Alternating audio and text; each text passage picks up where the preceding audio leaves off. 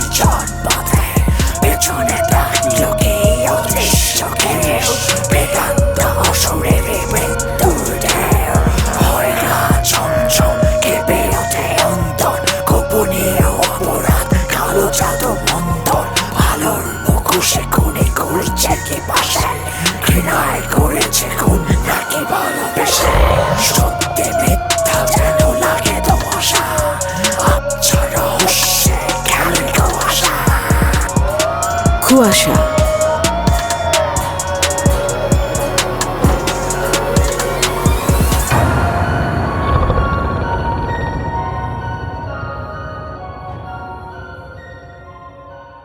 কুয়াশার প্রতিটি গল্পের চরিত্র, স্থান, কাল, ধর্ম, দল, সংলাপ ইত্যাদি সম্পূর্ণ কাল্পনিক এবং শুধুমাত্র বিনোদনের উদ্দেশ্যে লেখা। গল্প বা গল্পের কোনো চরিত্রের সাথে বাস্তবের যে কোনো সাদৃশ্য সম্পূর্ণভাবে কাকতালীয়। জীবনে আপন পর বলতে কিছু নেই। কে কার আপন আর কে কার পর সেটা সময়ই বলে দেয়। সময় খুব অদ্ভুত জিনিস। কখনো কোনো শুকানো ঘা দগদগে করে তোলে, আবার কখনো দগদগে ঘা শুকিয়ে ফেলে, বলা মুশকিল। মানুষ অনেক অসম্ভবকে সম্ভব করলেও সময়কে কোনো দিন কেউ বাঁধতে পারেনি। প্রত্যেকটা মানুষের আদতে তার মৃত্যুকে সাথে নিয়ে জন্মায়, কিন্তু সবাই চায় একটা সুস্থ স্বাভাবিক মৃত্যু। আত্মহত্যা কোনোদিন কোনো সমস্যার সমাধান হতে পারে না। যে আত্মহত্যা করেছে এমন কারো মুখ থেকে সেই অভিজ্ঞতা শুনবার সৌভাগ্য এখনো কারো হয়নি।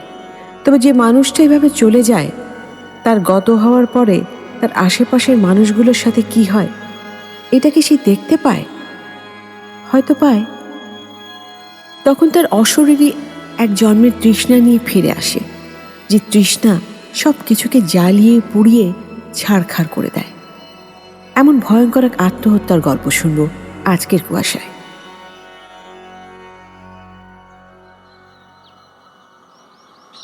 হ্যালো মিতি। হ্যাঁ মা, কেমন আছো? আসি। তুই বাড়ি আইবি কবে? ছুটি তো আরো কয়েকদিন দেরি আছে মা। কে ছুটি ছাড়া বাড়ি আউ যায় না? মা, আমি যদি সারাক্ষণ বাড়ি গিয়ে পড়ে থাকি তাহলে পড়াশোনা করবে কে? ও তো পড়াশোনা করার কাম নাই, তুই বাইতাই। ছুটি হলেই আমি চলে আসবো মা। ইতি কেমন আছে? ভালাই আছে, তোর কথা বারবার জিগায়। মা, ওকে কিন্তু ভালো করে পড়াশোনা করতে বলো, তারপর ওকেও আমি আমার কাছে নিয়ে আসবো। হ, নিজে তো গ্যাস হয়ে গা, এখন অরেও নিয়ে যাও না দান্দায় আসস। এইসবের কোনো দরকার নাই, তুই তাড়াতাড়ি বাইতাই।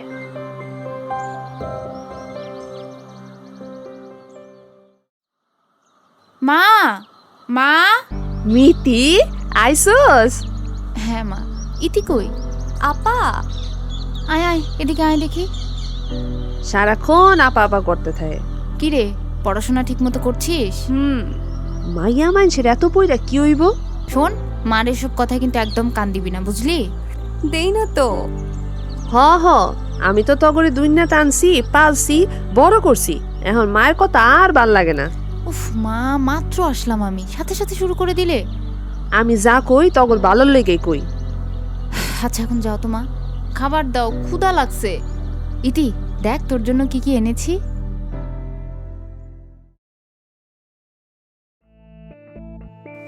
ইতি। হ্যাঁ পা। বাবার কথা তোর মনে পড়ে? না।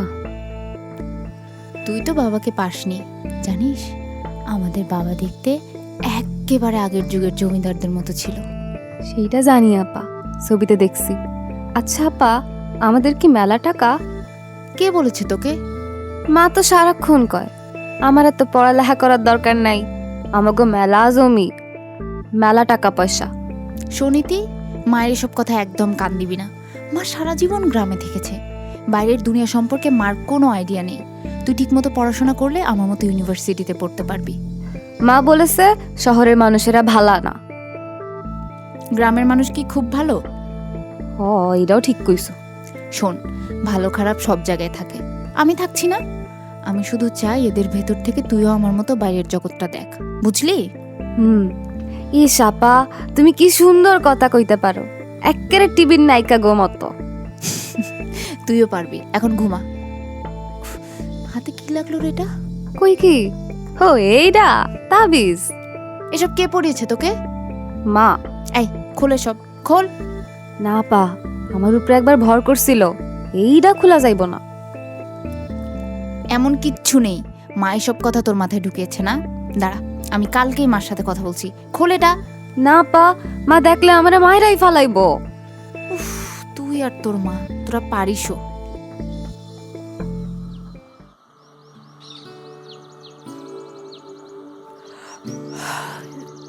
মা, আমার তো ছুটি শেষ হয়ে আসছে, ঢাকা যেতে হবে। কি এ ছুটি শেষ হইল তোর? তুই না এই দিনে আইলি? মা, 15 দিন হয়ে গেছে। হন, এই সকল দিন দিন আমি বুঝি না তোর আর শহরে যাওয়ার কাম নাই। কি যে বলো না মা। হ, আমি ঠিকই কইছি, ওইসব বড় বড় পাশ দিয়ে কোনো লাভ নাই। বহুত পাশ দিছস, এখন বাইতে থাকবি। উল্টাপাল্টা কথা বলো না তো মা, আমার ফাইনাল পরীক্ষা সামনে। কে আমাগুর কি টাকা পয়সা কম আছে? তুই শহরে পড়ে সাহেব গো চাকরি লইয়া করবি নাকি? হুন, তোর বাপের যত জায়গা জমি থুইয়া গেছে হেগুলান দিয়া অমন 4-5টা সাহেব রে কিনা নিতে পারবো। শোনো মা, টাকা পয়সা হলে সবকিছু হয় না। পড়াশোনার মূল্য তোমরা কিছুতেই বুঝবে না। তোমাদের এই টাকার বড়াইয়ের জন্য আমি তোমাদের থেকে দূরে থাকি। আমার এসব একদম ভালো লাগে না। টাকা থাকলে বাঘের চক্ষুও পাওয়া যায়। তোর বালা লাগুক আর না লাগুক, তোর এখানেই থাকতে হইব। তুমি কি আমার সাথে জোর জবরদস্তি করতে চাইছো মা? হ্যাঁ, করতাছি। তোর চাচাগুলোকে আমার কথা হয়েছে, হ্যাঁ গরু পছন্দ না ঘরের মাইয়া এমন বাইরে গিয়া থাকুক। আমার জীবন সম্পর্কে কোনো সিদ্ধান্ত নেওয়ার ওরা কে মা? চুপ কর বেয়াদ্দম মাইয়া। পড়ালেখা কইরা একেবারে খুব শিক্ষিত হয়ে গেছস, আমার মুখে মুখে উত্তর করতেছস। আমি ঢাকা যাবই। আচ্ছা, আমি দেহি এই গ্রামের তুই কেমনে যাস।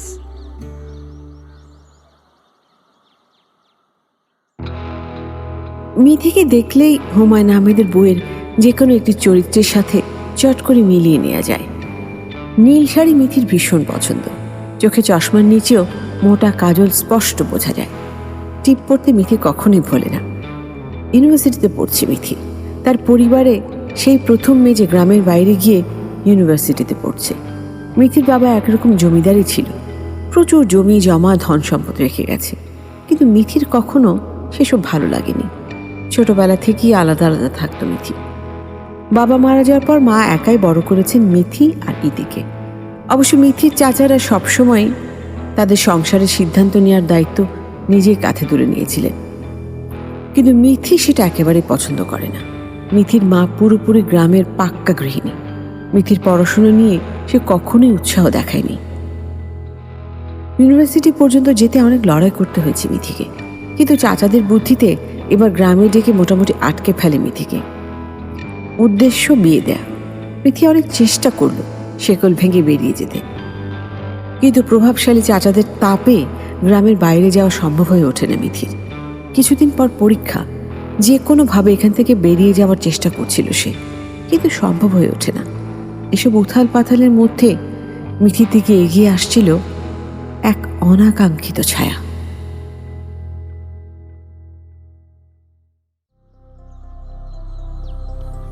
আপা, খাইয়া লও। তুই যাইতি, আমি খাবো না। সকাল থেকে কিচ্ছু খাও নাই আপা? তোকে নাক গলাতে কে বলেছে? যা এখান থেকে। মায়ের কথায় মন খারাপ করছো? তুমি এত টেনশন করো না আপা, মা তো প্রত্যেকবার এমন করে। 2 দিন যাক, এমনি যাইতে দিব। না রে ইতি, সববার আর এইবার এক না। মা সত্যিই যেতে দেবে না আমাকে। আপা, এক কাম করো, তুমি পালায় যাও। বড় চাচা স্টেশনে লোক লাগিয়ে রেখেছে, কিভাবে যাব বল? আপা, ভার্সিটিতে পড়া তোমার একটু বুদ্ধি হয় নাই? কি উল্টাপাল্টা কথা বলিস? শুনো, তোমারে যদি নাই চিনে তাহলে আটকাইব কেমনে? আমাকে চিনবে না মানে? আমাকে সবাই চেনে। তুমি খাড়াও, আমি একটু আইতাছি। আরে কোথায় যাচ্ছিস?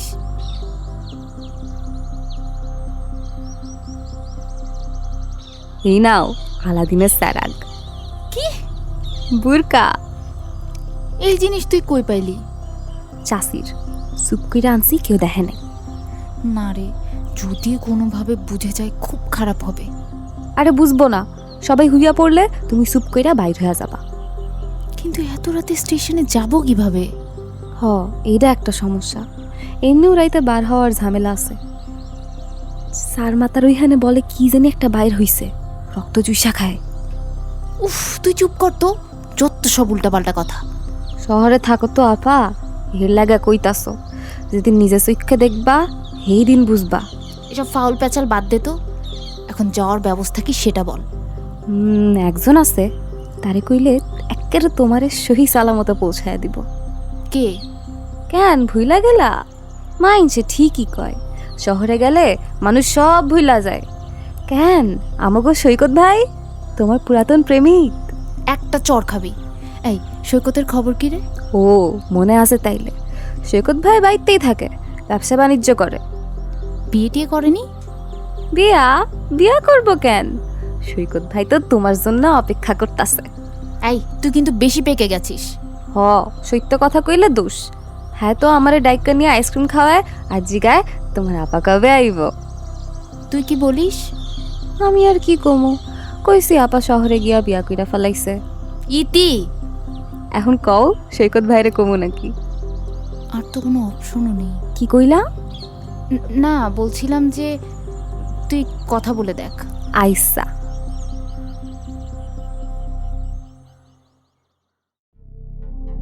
কি রে ইতি, এই সময় তুই কই যাস? লাবণী গো বাইত যাই মা। এই সময় আবার অগবাইত কি? এমনেই লাবণী ডাকছিল। মাইয়া মানুষ এই সময় বাইতে বাইরে হন ভালো না। খালি জামু আর আমু। যাই মা। যা তাড়াতাড়ি আবি। আইসা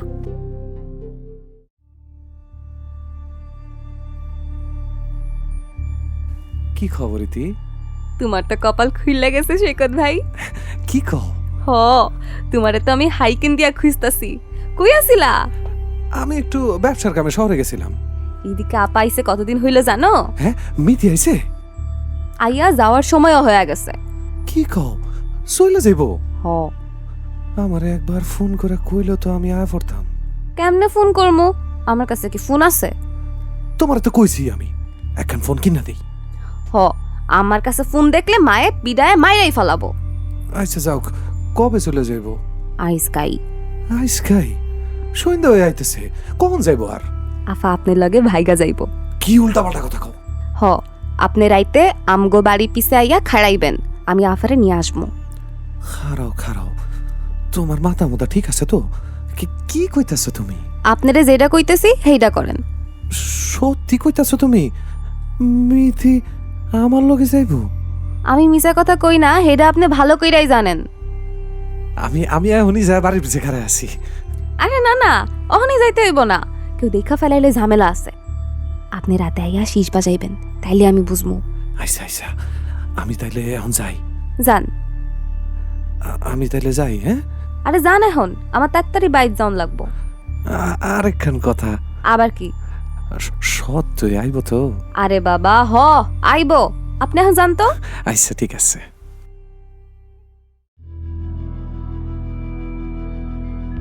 কি রে, তুই খাস না কেন? আমার ক্ষুধা নেই মা। সারাদিন ধরে না খাইয়া রইছস, হুদা নাই মানেটা কি? আমাকে এভাবে আটকে রাখার মানেটা কি মা?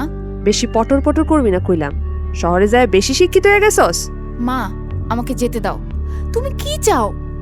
আমার সারাটা জীবন তোমার মতো করে কাটুক, এসব সংসার রান্না বান্না এসব করে? মাইয়া মাইনষের এইসব ছাড়া কোনো গতি নাই।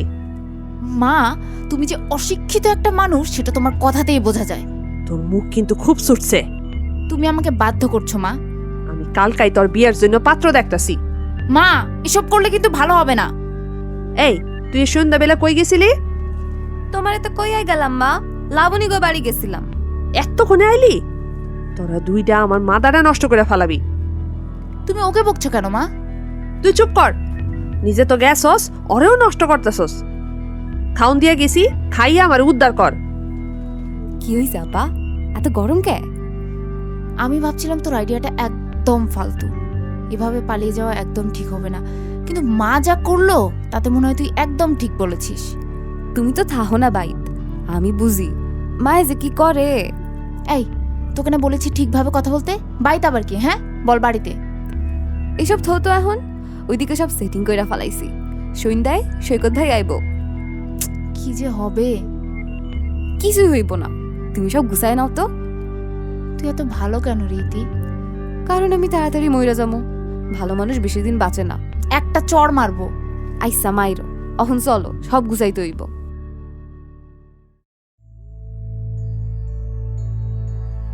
সব নিছো না? ইতি, আমার না খুব ভয় করছে। কিসের ভয়? আর মায়েরে তুমি চিনো না? কয়দিন পর দেখবা সব ভুলা গেছে। আর মায়ের মাথায় তো এইসব জীবনও আসিল না। চাচায় মায়ের মাথায় এইসব ঢুকাইছে। তুমি যাও, মায়ের আমি বুঝাই কমু। ওই যে আয়া পড়ছে, চল। ইতি, তুই মাকে একটু বুঝিয়ে বলিস। হ্যাঁ? আরে কমু, তুমি চলো তো, চলো।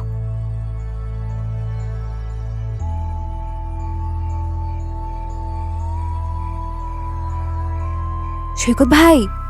এই যে আমি। আপা আসো। সৈকত ভাই নিয়ে যান। মিতি, তুমি তুমি ভালো আছো? আর এইসব কথা যাইতে যাইতে কেন, তাড়াতাড়ি যান, ভাই দেখলে খবর আছে। চলো চলো। ইতি থাক, গেলাম। যাও আপা, ফোন কইরো। তুই মাকে একটু বুঝিয়ে বলিস। হ্যাঁ, আমি চলে আসবো। আইসা হইছে তো, যাও।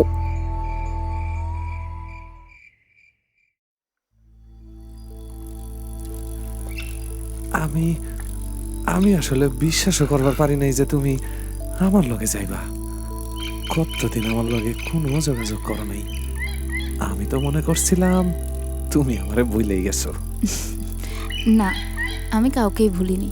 ছোটবেলায় আপনার সাথে কত খেলাধুলা করেছি। হ, আমি তো সেই সব স্মৃতি লয়ে আছি আর কি। আপনি এখনো বিয়ে করেন নাই কেন সৈকত ভাই? ওই তো তোমার জন্য অপেক্ষা করতেছিলাম। আমার মন কইতো তুমি একদিন আইবা। সৈকত ভাই, এসব বিয়ে শাদী আমাকে দিয়ে হবে না। আমার স্বপ্ন অন্য। বিয়ে করে সংসার করা আমার পক্ষে সম্ভব না। মানে আমি বুঝলাম না। মানে মা আমাকে জোর করে বিয়ে দেওয়ার জন্য আটকে রেখেছিল, সেজন্যই তো এভাবে যাচ্ছি। কিন্তু ওই ইটি যে কইলো কি বলেছে? তুমি আমার লগে নাকি যাইবা। হ্যাঁ, যাচ্ছি তো। আপনি শুধু আমাকে ট্রেনে তুলে দিলেই হবে, বাকিটা আমি যেতে পারবো। কি হলো সৈকত ভাই, আমি চুপ করে গেলেন কেন? না কিছু না, চলো।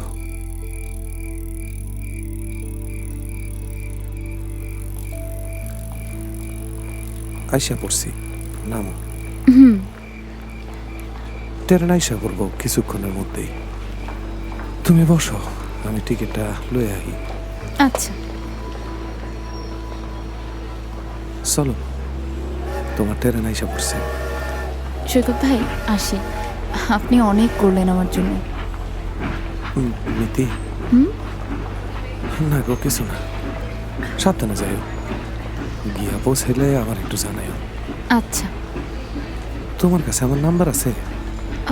না, নাম্বার তো নেই। 01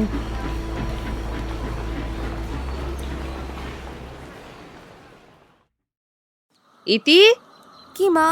মিতি কই? আমি কেমনে কমু? কেমনে কমু মানে? কই হয়? দেখা খুঁজা বাইতেই আছে। আমি সবখানে খুঁজা কইতাছি, কই হয়? আমি জানি না মা। জানুস না? জানুস না তুই? মা লাগে তো। ভালো ভালো ক, মিতি কই? নাইলে আজকা তোর আমি মাইরেই ফেলামু। আমারে মারতেছো কে? তুই সব জানোস, ক আমারে কই গেছে ওই? আপা শহরে গেছে গা। কি কইলি? কি কইলি তুই? শহরে গেছে? কার লগে গেছে? ক আমারে। একলাই গেছে। হায় আল্লাহ, এখন আমি কি করব? মান সম্মান কিছু রইল না। তুই তুই আমারে আগে কস নাই কে? এক্ষুনি এক্ষুনি ফোন কর আরে, কর ফোন।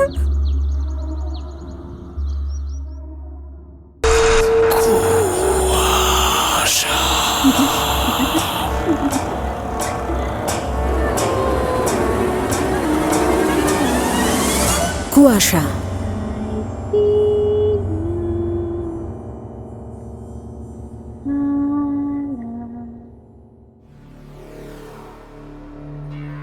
মিতি আর ইতির মা তার মেয়েদের ভালোবাসেন না এমন নয়। পৃথিবীর প্রত্যেকটা মায়ের কাছে নিজের সন্তান সবকিছুর ঊর্ধ্বে। কিন্তু তাদের সংসারের ধর্তাকর্তা অর্থাৎ মিতির চাচা মিতির বিয়ের কথা ওর মায়ের মাথায় এমনভাবে ঢুকিয়েছে যে মিতির বিয়ে দেওয়ার জন্য ওর মা যে কোনো কিছু করতে প্রস্তুত। মিতি কোনো মতে ঢাকায় ফিরে এসে নিজের পড়াশোনা করছিল। কিছুদিন পরেই তার পরীক্ষা। হঠাৎ ইতির ফোন এলো। মিতি খুব খুশি মনেই ফোনটা রিসিভ করলো। সে ভেবেই নিয়েছে হয়তো ওর মাকে ইতি মানিয়ে নিয়েছে, কিন্তু ফোন রিসিভ করার পর যে শুনল তাতে আকাশ ভেঙে পড়ল মিতির মাথায়। ইতি কাঁদতে কাঁদতে বলছে ওর মার স্ট্রোক করেছে। মিতি আর 1 মিনিটও দেরি না করে বেরিয়ে পড়ল গ্রামের উদ্দেশ্যে। কিন্তু এই সবই ছিল একটা পরিকল্পনা।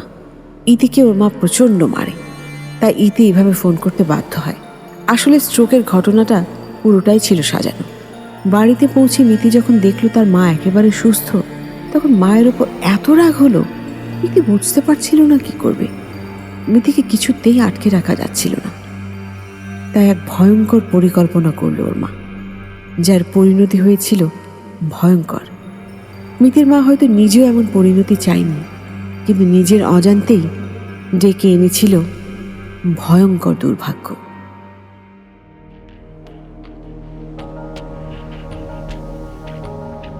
ছি মা, এমন একটা কাজ তুমি করতে পারলে? আমি যা করছে ঠিক করছি। তুই তুই এসব করার আগে একবারও এই বাড়ির মান সম্মানের কথা ভাবলি না? আমি কি তোর এই জন্য পাইলা পুষা বড় করছি? মান সম্মান? কিসের মান সম্মান মা? তোমরা আমার সাথে যেটা করছো সেটাতে তোমাদের না বাদলে আমারও বাধে না। তোর চাচা ঠিকই কইছে, তুই নষ্ট হইয়া গেছস। হ্যাঁ, গেলে গেছি। তোমাদের মতো অসুস্থ মানুষদের সাথে আমার পক্ষে থাকা সম্ভব না। সম্ভব কি সম্ভব না এটা আমি দেখতাছি। এই বাড়ির বাইরে পাও দেওয়ার সাহসও করবি না। আমি যাব, আমাকে কে আটকায় আমি দেখি। তুই কেমনে যাস এটা আমিও দেখতাছি। মা, মা দরজা খোলো। তুমি কিন্তু খুব খারাপ করছো মা, দরজা খোলো। আমি এখানে থাকবো না, দরজা খোলো। আপা, ইতি, তুইও? বিশ্বাস করো আপা, আমি ইচ্ছা কইরা এমন করি নাই। মা আমার অনেক মারছে। সবকিছু শেষ হয়ে গেল রে ইতি, আমার আর পড়াশোনা করা হবে না। না আপা, তুমি কাইন্দো না, কিছু হইব না, সব ঠিক হয়ে যাইব। আমাকে এখান থেকে ওরা আর যেতে দেবে না রে। আমি কি মইরা গেছি? আমি ঠিকই তালার চাবি চুরি কইরা আয়না ফেলাম, তুমি ভাইবো না কিছু। না রে, এমনি আমার জন্য মা তোকে অনেক মেরেছে। তাতে কি হইছে আপা? আমারও এখানে থাকতে একদম ভাল লাগে না। তুমি না কইছো তুমি গেলে আমারও নিয়ে যাইতে পারবা? তুমি চিন্তা কইরো না, আমি ব্যবস্থা করতেছি। ইতি, আমি আইতাছি।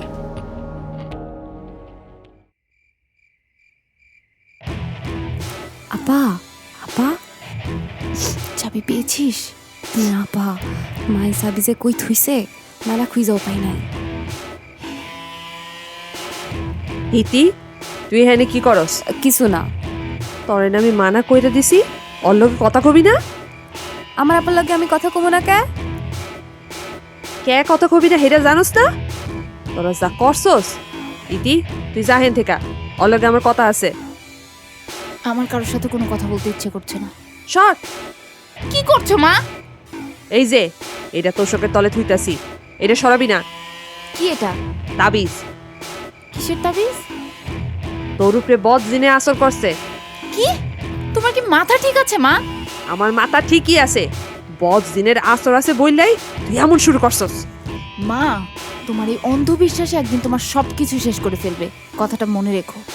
সেসব আমি দেখবো, এটা সরাবি না, খবরদার। আমি প্রত্যেক দিন আইসা দেহু।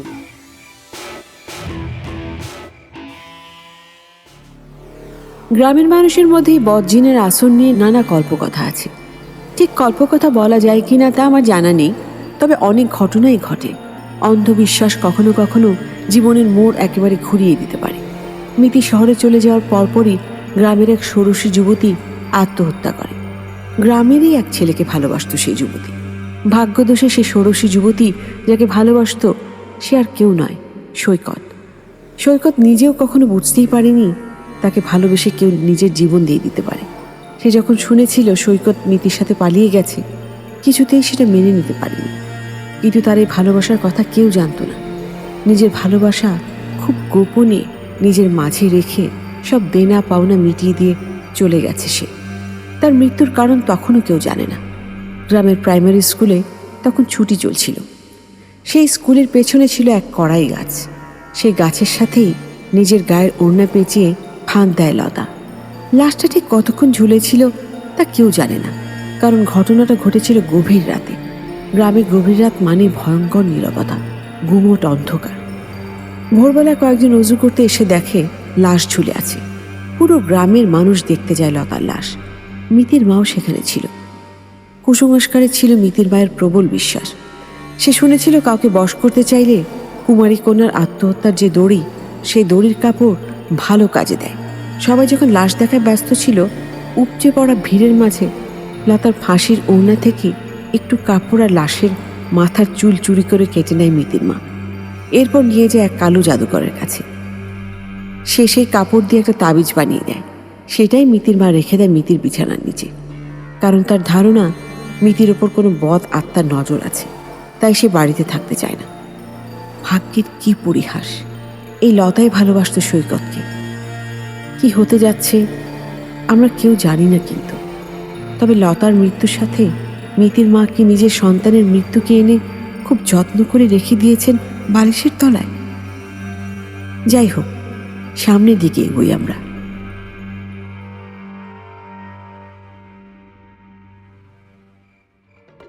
আপা, মায়ে তোমার লাগে কি কথা কইয়া গেল? কোনো কথা না, বিছানার নিচে কি যেন রেখে গেল। কি? তোর মা আবার কি রেখে যেতে পারে জানিস না? স্বভাব তাবিজ। তাবিজ? তার ধারণা আমাকে ভূতে ধরেছে। বুঝো এলা, এই কয়দিনে তাকতে হয়ে গেছো। আর আমি যে এখানে কেমনে থাকি, সারা বাড়ির কোনা কাঞ্চিতে তাবিজ পুইতা থুইছে। 2 দিন পর পর তুলে আবার তাবিজ পুইতা রাখে। কত টাকা পয়সা যে নষ্ট করে। তোদের কারণে এসব হয়েছে। আমি আবার কি করলাম আপা? কিছু না বলতে বলতে এমন বাড়ছে। হ্যাঁ রে, কিছু কনের সাহস আছে কারো? আমার দম বন্ধ লাগছে এখানে। আপা, দম বন্ধ হইয়া পরে মইরো, আগে কিছু খাইয়া নাও, নাইলে না খাইয়াই তো মইরা যাবা। আমার কিছু খেতে ইচ্ছে করছে না রে। আরে আমি বুঝছি তো, মায়ের উপর জেদ কইরা খাইতেছ না। তা মায় না জানলেই তো হইলো যে তুমি খাইছো। শুনো, তুমি চুপ করে খাইয়া নাও, মায়ের আমি কমু আপায় খায় নাই, আমি খাইছি। ইতি, তোর মাথায় সব বুদ্ধি কোত্থেকে আসে বলতো? বইনটা কার দেখা লাগবো না? নাও, তুমি খাইয়া নাও, তাড়াতাড়ি করো, আমার ঘুমে ধরছে।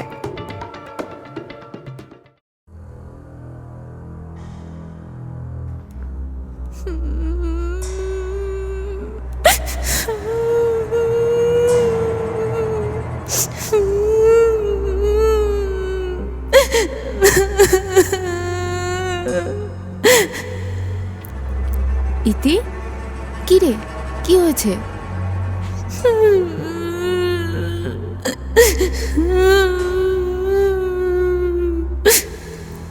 ইতি, ইতি, ওইটা ফেরত দে। আপা, আপা কি হয়েছে? ওইখানে ওইখানে কি হয়েছে আপা? ডরাইছো? কে কে ওটা? কই কাডা? কেউ নাই তো। খাড়াও, আমি মায়ের ডাকে আনতেছি। এই না না না, কাউকে ডাকতে হবে না। কি হয়েছে? খারাপ স্বপ্ন দেখছো? মনে হয়।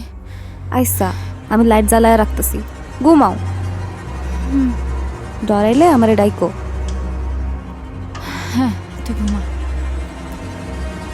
তাহলে কি আমি স্বপ্নই দেখলাম? কিন্তু আমার তো মনে হলো যে আমি কিছু একটা অনুভব করলাম। তাছাড়া আমি তো এমন স্বপ্ন কখনো দেখি না।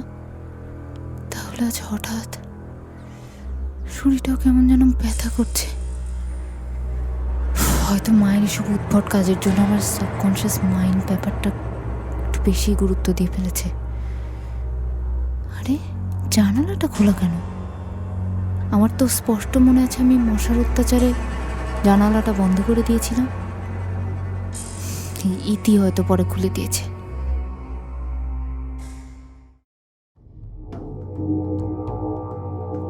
মা, তুমি ওই তাবিজ আমার ঘর থেকে সরাবে না?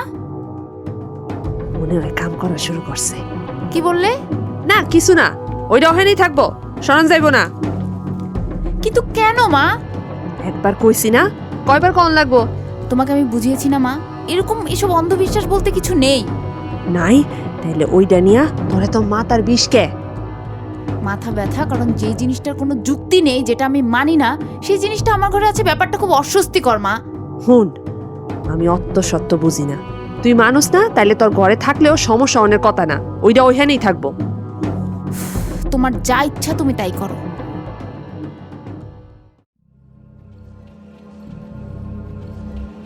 ইতি, তোমারই খুঁজতেছি আমি। কেন শকুত ভাই? না মানে শুনলাম মিতি আবার আইছে, তাইলে ওই দিন অমনে করে চলে গেল কেন? আপা আহে নাই, মা মিশা কথা কইয়া আইনা আটকায় রাখছে বিয়ে দেওয়ানোর লাগা। তাইলে অহন কি হইব? জানি না সৈকত ভাই, কি যে কপালে আছে।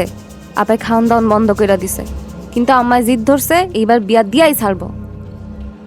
আচ্ছা তুমি যাও, আমি দেখি কিছু ভাইবা পাই নাকি। আচ্ছা সৈকত ভাই, এসব তো ঠিক আছে, কিন্তু লতা কামটা কি করলো ভাই? হ্যাঁ তো অন্তত আপনারা একবার কইতে পারতো। জানি না রে, আমি ওরে কখনো ওই চোখে দেখিনি। বিশ্বাস কর, উল্টা পাল্টা কোনো কথাও কই নেই। কি থেকে যে কি হইল আল্লাহ মাহবুদ বালা জানে। এখন সব দোষ আমারই মনে হইতাছে। আমি যদি আপনারা অমনে না কইতাম তাহলে আপনিও যাইতেন না, আর লতা আপাও এই কামটা করতো না। দোষ কারই নাই রে, সবই কপালের দোষ। কপালে যা লেখন আছে তা তো ওই বই। ক তুই এসব নিয়ে চিন্তা করিস না, যা আমি দেখি কি হয়। আইসা ভাই।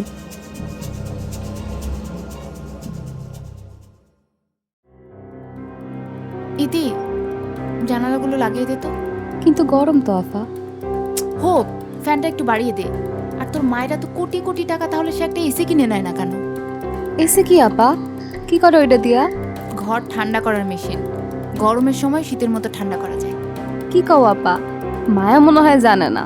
তুমি মায়েরা কইও, মা নাইব তাইলে। আমি পারবো না, তোদের বাড়ি, তোদের টাকা, তোরাই কর যা মন চায়। আমার উপর রাখতাছো কেন আপা? আমি কি করছি?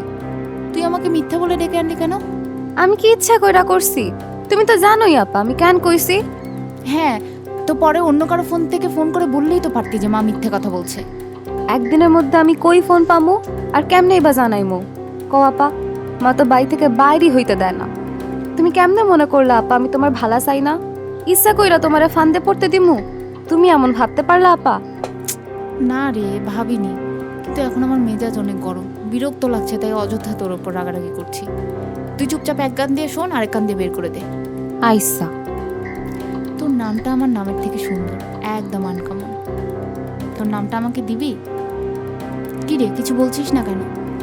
তুমি তো কইলা চুপ কইরা থাকবার। তুই যা তো যা, ঘুমিয়ে পড় যা। আচ্ছা।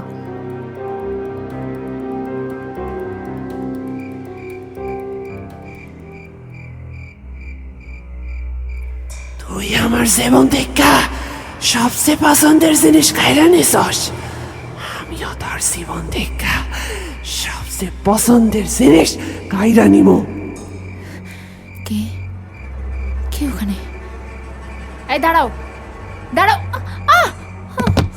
মিতি, ও মিতি, মা আমার, ওঠ, কি হয়েছে তোর? কি হয়েছে মা? ডাকছো কেন আমাকে? তুই বারান্দায় হয়ে আসস কে? কি হয়েছে তোর? বারান্দায়? আমি তো ঘরে ছিলাম, এখানে আসলাম কিভাবে? রাতে বের হয়ে মাথা ঘুরে পড়ে গিয়েছিলাম হয়তো কোনো কারণে। থাক, আরো না খেয়ে থাক, চল ভেতরে চল, আস্তে আস্তে। রাতে ওটা কে ছিল? আদৌ কি কেউ ছিল নাকি আমার হ্যালুসিনেশন? কিছু বাজে বাজে কথা বলছিল মেয়েটা, আমি কার কাছ থেকে কাকে কেড়ে নিয়েছি?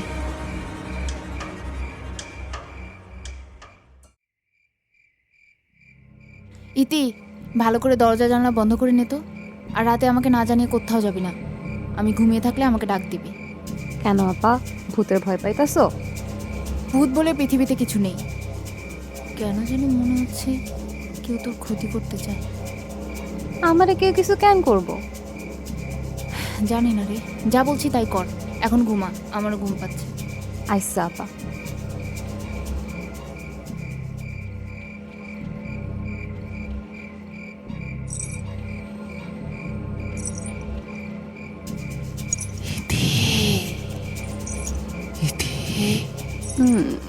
কে?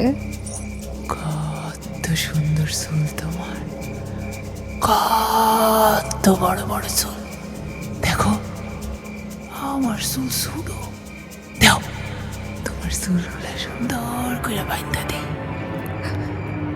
লতা আপা, তুমি কিন্তু তুমি তো আমি তো কি, আমি কিছু না। আয় চুল বাঁধতে দে, আয়।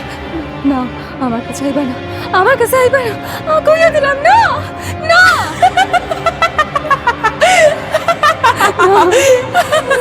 আপা, বাঁচাও, আপা। কষ্ট হয়, আমারও কষ্ট হয়েছে।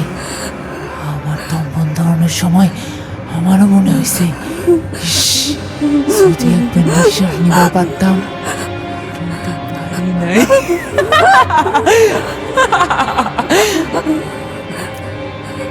ইতি, ইতি, এই ইতি, কি হয়েছে তোর? এমন চুল দিয়ে জট বাঁধিয়ে ফেলেছিস কেন? মা, মা, কি হইছে? আইতাছি।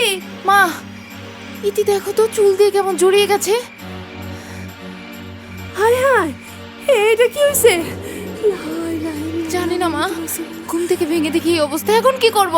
হারা, আমি পরা পানি লয়ে ডাইলা দিই চুলে, জট সাইডে দিব।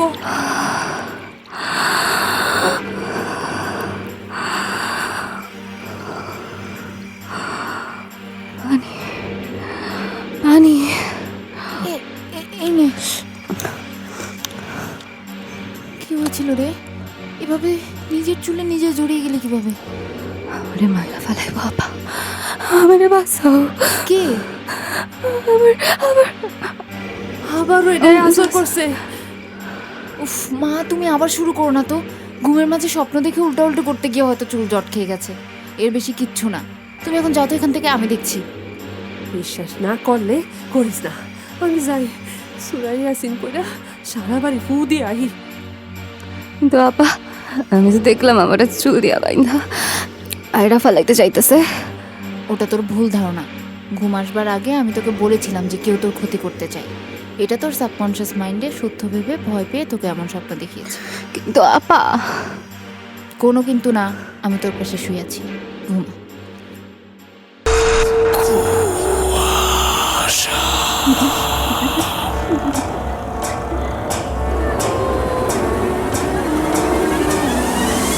কুয়াশা।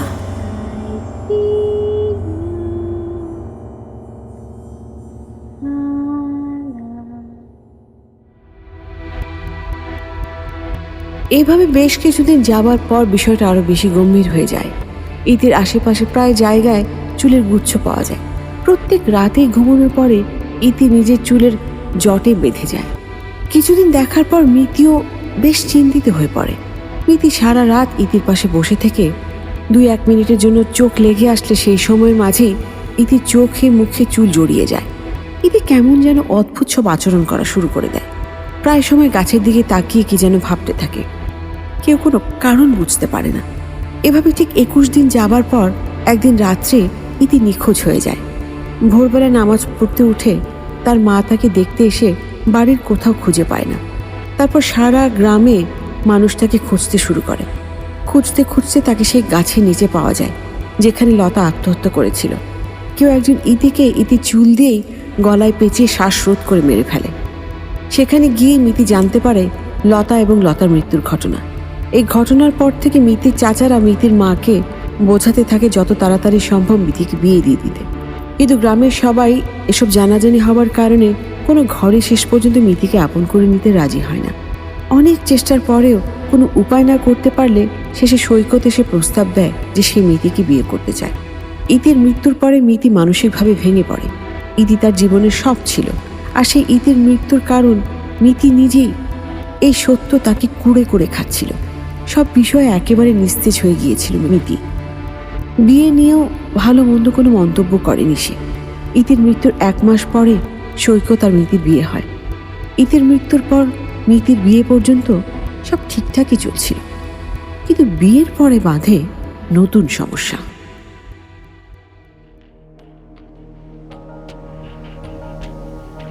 কি থাইকাছে কি হয়ে গেল?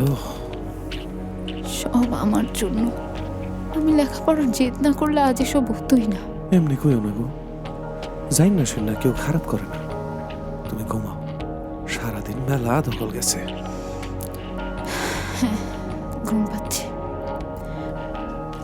হাতে এখনো শিক্ষা হয় নাই, এত বড় সাহস তো।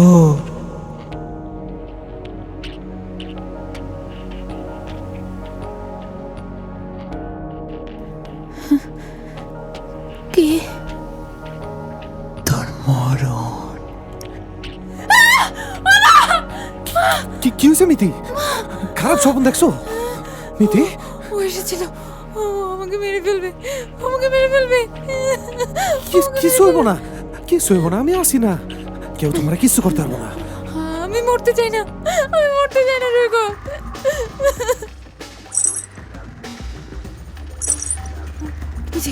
ওই যে ও আবার আসছে, ও আবার আসছে, ও আবার আসছে। কই কে? আমি তো কারো দেখি না, কেউ নাই তো। নুপুরের আওয়াজ পাচ্ছ না? ওই তো দরজার বাইরে। কোনো শব্দ নাই গো মিতি, তুমি ভুল শুনতেছো। কারো আমি দেখে আসি। না কারো যাওয়ার দরকার নেই, তুমি এখানে থাকো। আচ্ছা যাই হোক, আমি এখানে বসে আছি, তুমি ডরো না গো, কিছু হইব না, কিছু হইব না।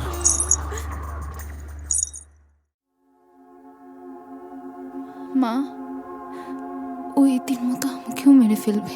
কিচ্ছু হইব না, সব ওই তাবিজের লেগা। ওই তাবিজ আমি পুরাই ফালাইছি, আর কিছু হইব না। তুই বাইস যা, আমি কালকাই বড় কবিরাজের কাছে যাবো। আচ্ছা।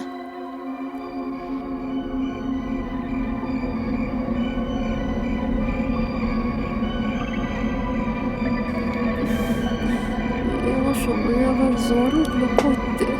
মা, ও মা, মা, ও মা। ইতি মা আমার। মা, এদিকে আসো না মা, আমারে তুমি ভুলাই গেছো। না মা, তুই কই চলে গেলি আমার মা? সব আমার দোষে হয়েছে। আমার লগে যাইবা মা? আসো না, চলো। হ জামু, তুই কই আসস মা? এই যে আমি, চলো মা, আসো আমার লগে। আইতাছি।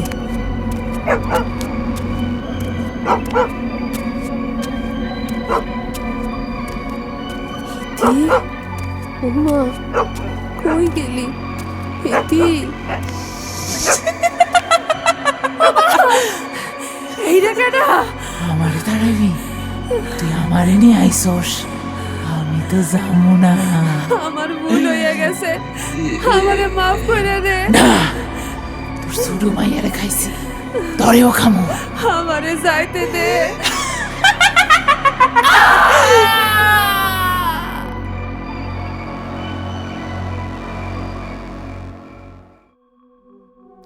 মিতি,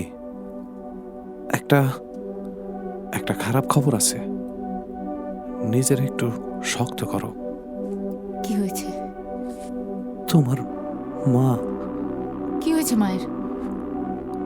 তোমার মা আর নাই। নেই মানে? কোথায় নেই? দুনিয়ায় নাই গো। মানে কি? কিভাবে? সকালেই তো আমার সাথে কথা হলো। তোমাকে বাড়ির পিছে গাছ আছে না, কেউ চুল দিয়া দড়ি পাকা, ওই গাছের লগে গলায় ফাঁস লাগায় তারে ঝুলাই দিছে। চুল, তার মানে লতাই কাজ করেছে। আমার মা, আমার বোনটা কি দোষ করেছে? তোর যদি কারো থাকে সেটা তো আমি করেছি। আমার মা আমার বোনকে কেন মারলো? কাইন্দ না মিতি, একটু শক্ত হও, অন কান্দার সময় না। আর তোমার কি দোষ? আমারই তো দোষ। বাড়ি থেকে পালানোর জন্য সেদিন রাতে যদি আমি তোমার সাহায্য না নিতাম, তাহলে লতাও আত্মহত্যা করতো না, আর এসব কিচ্ছু হতো না। এইখানে তোমার কোনো দোষ নেই মিতি। লতার ফাঁসের দড়ি, ওর চুল তো তোমার মাই নিয়েছিল। কিন্তু লতা আত্মহত্যা করেছে আমার জন্য। তুমি খালি নিজের ঘরে দোষ নিতেছ। আমি নিজেও জানতাম না লতা আমারে ভালোবাসতো। এইটাতে কারোর কোনো দোষ নাই গো। মার লাশ কোথায়? ধোয়াইতে নিয়ে গেছে, ওই লাশ কেউ বাইর তুলতে চাইতেছে না। ধরনের মানুষও পাওয়া যাইতেছিল না। মেলা কষ্টে মানুষ জোগাড় করছি। চলো একবার দেখে আসবা না হাত ছড়াও। মিতি? আমার গায়ে হাত দিবা না।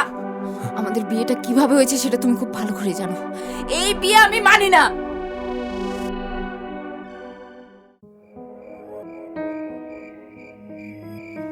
শুনছো, একটা কিছু খায় নাও। সরি, আমার ক্ষুধা নেই। সারাটা দিন কিছু খাও নাই, অল্প একটু খালো। আমি বললাম তো আমার ক্ষুধা নেই। নিজের একটু সামলাও মিতি, আস্তে আস্তে সব ঠিক হয়ে যাবে। কি ঠিক হবে? কি ঠিক হবে? আমার মা ফেরত আসবে, আমার বোন ফেরত আসবে। তুমি এখন যাও এখান থেকে, আমার কিছু ভালো লাগছে না। আচ্ছা আচ্ছা ঠিক আছে, তুমি ঘুমায় পড়ো, আমি পাশের ঘরে আছি।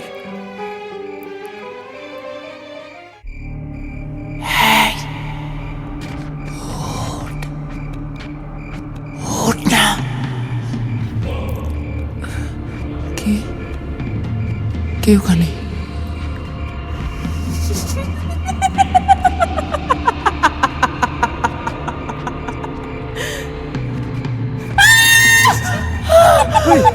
কি হলো? কি হলো মিতি? কি হয়েছে? আবার ওটা ওইখানে কি হয়েছে এখানে? কে? কেডা জানে? কেউ নাই তো? আসি, ওইখানে আসিল, ওইখানে আসিল। আরে তুমি মনে হয় খারাপ স্বপ্ন দেখছো। আমি স্বপ্ন দেখিনি। আচ্ছা আচ্ছা ঠিক আছে, শান্ত শান্ত, আমি মনে আছি না? এখন একটু ঘুমাও, একটু ঘুমাও, সব।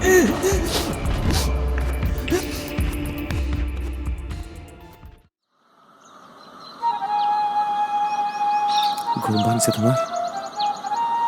আসো, নাস্তাটা করে নাও। নাস্তা তুমি বানিয়েছো? আরে না, আমি কি আর ওইসব রান্ধন বারণ পারি?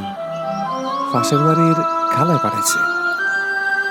আমার তো আর বাপ মাও নাই, ওই খালাই আমারে মানুষ করছে। তোমার মায়ের খবরটা শুনে সে কইল কয়দিন 3 বেলা খাওন সে পাঠা দিব। তুমি খেয়ে নাও, আমার কিছু খেতে ইচ্ছে করছে না।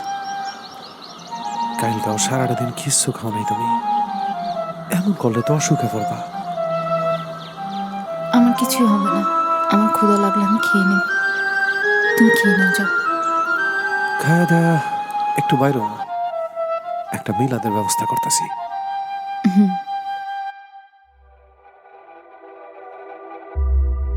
মিতির মায়ের মৃত্যুর বেশ কয়েকটা দিন কেটে গেল। টানা 3 দিন মিতি মুখে কিছুই তোলেনি। হঠাৎ করে পরিবারের দুজনের এমন মৃত্যু মিতি কিছুতেই মেনে নিতে পারছিল না। সে কোনোদিনও ভাবেনি তার জীবনে এমন দিনও আসবে। সৈকতের সাথে তার বিয়েটাও একরকম জোর করেই হয়েছে। মিতিদের বাড়িটা এখন ধুধু মরুভূমির মতো হয়ে আছে। লতার সাথে মিতির কোনো দিনও দেখা হয়নি। গ্রামে তো মিতি আসেই না। যে মেয়েটাকে সে কোনোদিনও দেখেনি, তারই মৃত্যুর কারণ যে মিতি হয়ে দাঁড়াবে, এটা মিতি কোনোদিনও ভাবেনি। মিতি লতাকে না চিনলেও লতা ঠিকই মিতির জীবনে দুঃস্বপ্নের মতো প্রবেশ করে। মিতির মা মারা যাবার পর থেকে সেই দুঃস্বপ্নকে চোখের সামনে আরো স্পষ্টভাবে দেখতে থাকে। ঠিক যেমন ইতির পা মাঝরাতে চুল দিয়ে পেঁচিয়ে ধরত, সেভাবেই শুরুতে রাতে পা পেঁচিয়ে ধরত। এরপর ধীরে ধীরে মিতির শরীর কবজা করে ফেলে লতার অশরীরী আত্মা। যে সৈকতের সাথে বেঁচে থাকতে সংসার করতে পারেনি, মৃত্যুর পর সেই স্বাদ পূরণ করতে চায় লতা। আর তার জন্য সবচেয়ে ভালো মাধ্যম হলো মিতির শরীর। ধীরে ধীরে সৈকত খুব অদ্ভুত পরিবর্তন লক্ষ্য করে মিতির ভেতরে। যে সৈকতকে সে মেনেই নিতে পারছিল না, ধীরে ধীরে তাকে খুব আপন করে নেয় মিতি। কিন্তু কিছুদিন যাওয়ার পরেই সৈকত বুঝতে পারে মিতি স্বাভাবিক নেই।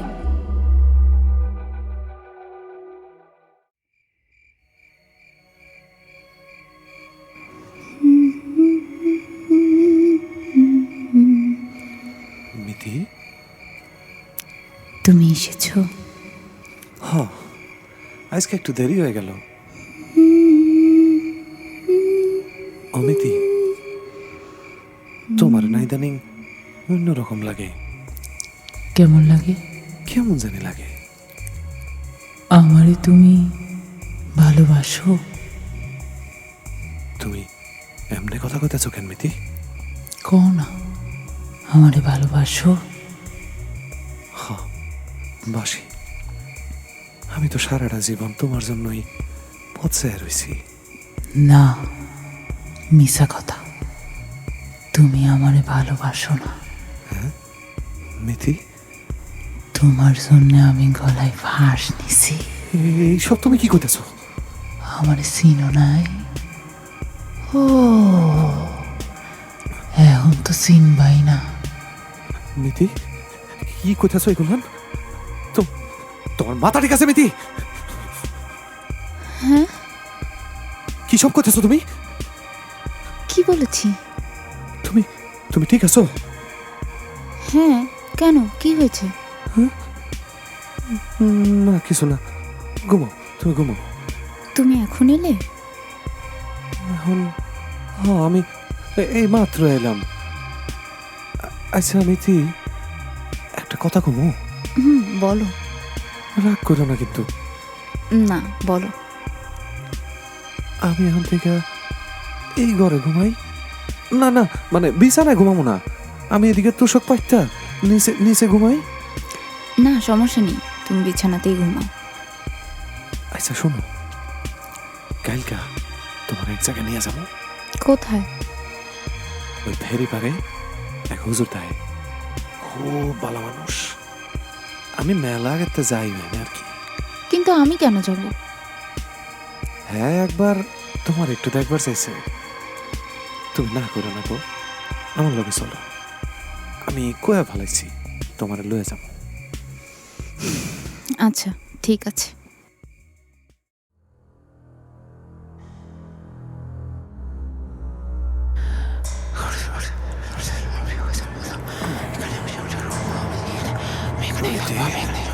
মিতি, কই নিয়ে যাবি? মিতি কি কি কইতাছ? কই নিয়ে যাবি আমারে? হুজুরের বাইত। কেন? কেন? না কিছু না, এমনি দেখা করাইতে নিয়ে যেতে চাইছিলাম। না, তুই আবারও মিছা কথা কইতেছস। আমারে চালাকি দিয়া নিয়ে যাবি? মিতি, মিতি ছাড়ো আমারে, ছাড়ো ছাড়ো। আমি চাইছিলাম তোর লগে সংসার করতে, দিলি না, তাইলে তোরেও আমি বাঁচায় রাখবো না। মিতি, আমারে ছাড়ো, কি করতেছ তুমি? আমার লগে নিয়ে যাইতাছি। আমি তোমারে খুব ভালোবাসি সৈকত।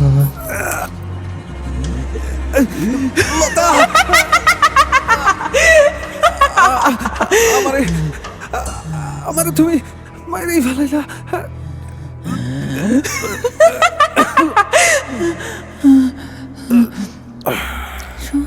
সৈকত, সৈকত, সৈকত, সৈকত,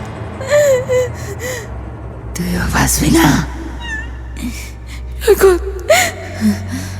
আমার সব কিছু শেষ করে দিয়েছো তুমি, আর পারবে না। আমি নিজেই নিজেকে শেষ করে দেব, তার সাথে এই গল্পেরও শেষ হয়ে যাবে।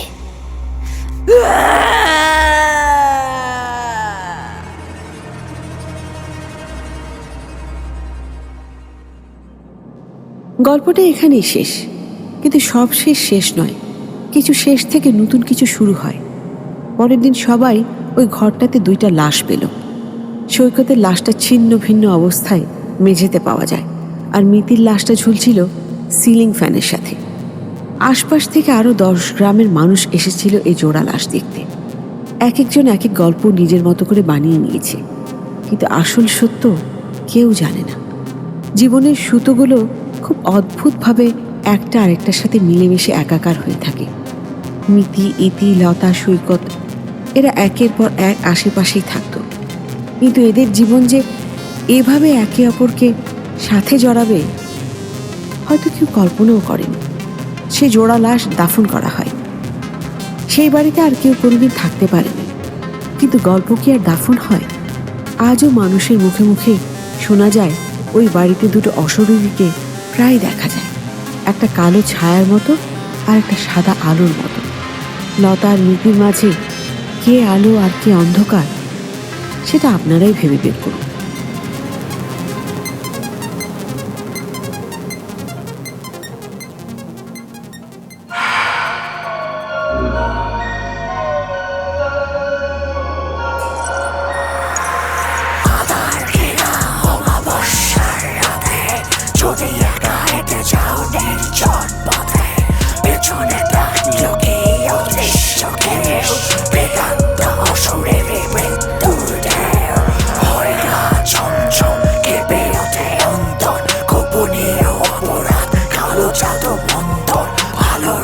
ঘুষে খুনে করছে কি পাশে, ঘৃণায় করেছে খুন নাকি ভালোবেসে, সত্যি মিথ্যা যেন লাগে দোষা, আচ্ছা রহস্যে খেলে কুয়াশা।